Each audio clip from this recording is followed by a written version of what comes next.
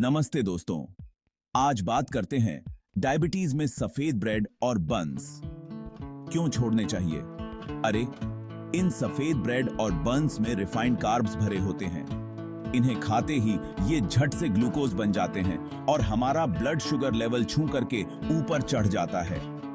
Diabetes वालों के लिए तो ये बड़ी मुसीबत है भाई। लगातार हाई ब्लड शुगर से न सिर्फ डायबिटीज और बिगड़ती है, दिल का दौरा और स्ट्रोक का खतरा भी बढ़ जाता है। इतना ही नहीं, सफेद ब्रेड और बन्स से वजन भी बढ़ता है। डायबिटीज वालों के लिए तो ये और बड़ी टेंशन। मोटापा बढ़ने से इंसुलिन रेजिस्टेंस बढ़ जाता है, जिससे शुगर कंट्रोल करना तो पहाड़ चढ़ने जैसा हो जाता है। तो दोस्तों, डायबिटीज है या ब्लड शुगर ठीक रखना चाहते हो तो छोड़ो इस सफेद ब्रेड और बन्स को। इनकी जगह होल ग्रेन ब्रेड या मल्टीग्रेन ब्रेड खाओ।